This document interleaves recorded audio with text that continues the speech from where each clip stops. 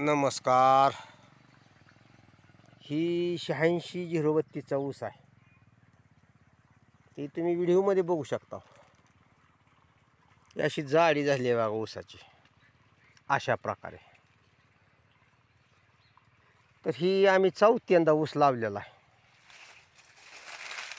म्हणजे कसं आहे, 3 वर्षाचं पीक घेतलं आणि त्यानंतर लगे ऊस काढून ऊसच लावलेला आहे.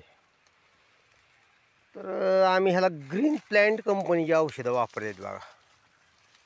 Green plant. तर हे जर कोंबारा जे आले तर ती भरपूर मजबूत आलेत. आणि हा काही ऊस पण असा आलेला आहे.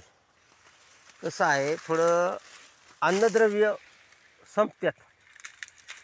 एकच पीक केल्यानंतर त्यात जी अन्नद्रव्य लागतात, अन्नद्रव्य ऊसाला, तर ती काय होते, संपत्यात.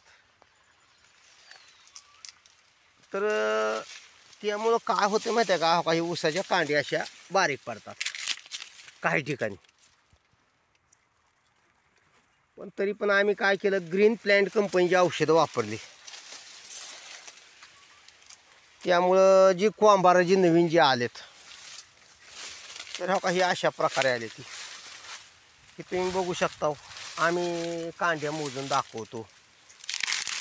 ह्या बघा, ही 1 2 3 4 5 6 7 8 9 10 11 12 13 14 15 16 17. तर ही कोंबाऱ्याचा ऊस आहे बघा. कोंबारा पण ह्याला भरपूर आले. तर तुम्हाला कोंबारा मोजून दाखवतो. ही असा ऊस पडलेला आहे. ही कोंबारा आहेत बघा. 1 2 3 4 5 6 7 8 9 10 11 12 13 12 ही 13 ही 14. तर जवळजवळ 14 कोंबारा आहेत. एका कोंबाऱ्याला 14 कोंबारा आहेत. तरी अशा प्रकारे ऊस आलेला आहे. तरी शेतकऱ्यांनी जैविक शेती करणे फार गरजेचं आहे. कारण आपल्या जमिनीचा पोत जो असतो त्याची सुधारणा होते. कारण प्रत्येकाकडे गावखात नसतो. त्यामुळं त्याची जी pH वाढतो, जमिनीचा pH वाढतो. तर तो मेंटेन होतो.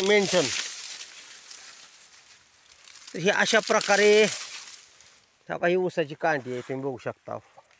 अशा प्रकारे ऊस आहे. आणि 86-032 चा ऊस आहे. आणि ही 1 एकर आणि 4 गुंठे ऊस आहे बघा. हे अशा प्रकारे तुम्ही बघू शकता. तरी ग्रीन प्लॅन्ट कंपनीची औषधं वापरा आणि अशा प्रकारे उत्पन्न घ्या. अशा प्रकारे तुमचा पण ऊस येईल, जाडी वाढन ऊसाची. तरी ही आम्ही चौथ्यांदा ऊस केला आहे बरं का. ऊसावर ऊस चौथ्यांदा आहे.